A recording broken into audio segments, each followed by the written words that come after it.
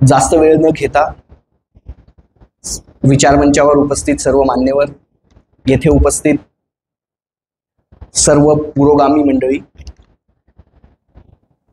हा जो विषय आहे की अल्पसंख्याकांवर होणारे सांस्कृतिक व आर्थिक हल्ले, तर यामध्ये सांस्कृतिक हल्ल्यांचं जर आपण थोडंसं विवेचन करू तर आपण एक महत्वाची गोष्ट ही पाहू की कलमा हा जो शब्द आहे की ला इलाहा इल्लल्लाह, म्हणजे नाही कोणी पूजनीय शिवाय अल्लाहच्या, तर हा जो कलमा आहे इथून सांस्कृतिक हल्ले होण्याची पार्श्वभूमी तयार होते. मी खूप बोल्ड विधान करतोय, लक्षपूर्वक ऐका.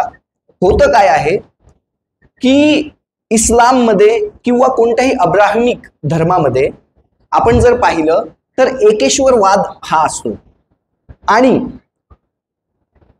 त्या एकेश्वरवादाचा जो बेस आहे तो फक्त एक क्रिएटर, एक निर्मिक याचा असतो. आता आपण जर पाहिलं की देशभक्ती म्हणजे निर्मिकाच्या जागेवर देशाला ठेवणं, कॉन्फ्लिक्ट आला, हल्ला झाला. आता इथे महत्वाची गोष्ट अशी आहे की कॉन्फ्लिक्ट जिथे जिथे होतात तर सगळ्यात पहिले हल्ला होतो इमानवर. म्हणजे याचाच अर्थ काय झाला की तुम्ही एकेश्वरवाद सोडा, तुम्ही देशाला सुद्धा तुम्ही पूजनीय माना, तुम्ही बंधुत्वाला सुद्धा पूजनीय माना आणि अशा अनेक ठिकाणी तुम्ही पूजनीय माना आणि तुमचा जो एकेश्वरवाद आहे तिथे तुम्ही कॉम्प्रोमाइज करा. ते होत नाही पॉसिबल मुस्लिमांकडून, आणि ते पॉसिबल नाही झालं तर मग हा हल्ला जो आहे हा सांस्कृतिक हल्ला ठरतो. आता याच्या पुढची स्टेप काय आहे की मुस्लिम समाजामध्ये, अल्पसंख्याक समाजामध्ये असे हल्ले वारंवार पेरून तिथे कॉम्प्रोमाइज करायला लावून हा हल्ला स्टार्ट होतो.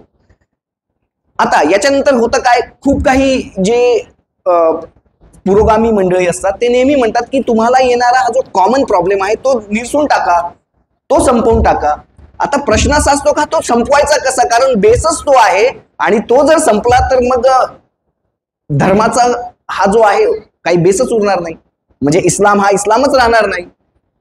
जर आम्ही एकेश्वरवाद सोडला कोणत्याही, म्हणजे जर ख्रिश्चन म्हणूया, ज्यू म्हणूया, आता जसं मी म्हटलं ला इलाहा इल्लल्लाह, नाही कोणी पूजनीय शिवाय अल्लाहच्या.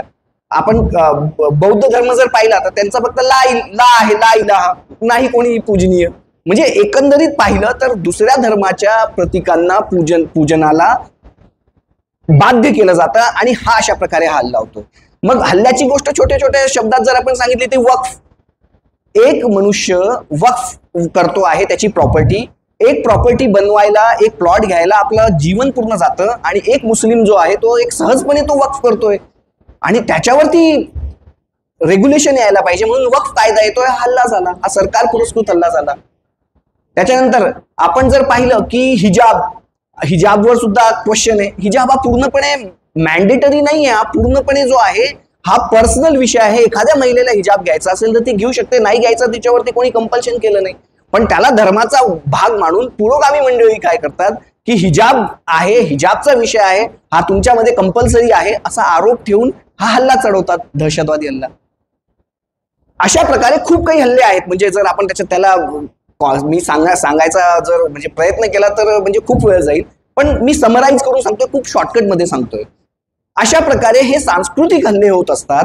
आणि आता त्याच्यामध्ये रेमेडीज काय देऊन ठेवल्यात संविधानाने, तर संविधानाने कलम 25 ते 30 दिलेला आहे मायनॉरिटीच्या सेफगार्ड करता. परंतु इथे खूप मोठी गल्लत होते आणि महत्वाचा मुद्दा जो मला इथे सांगायचा, अधोरेखित करायचा तो हा आहे की आपल्याला कलम 25 काय म्हणतं हे माहितीये.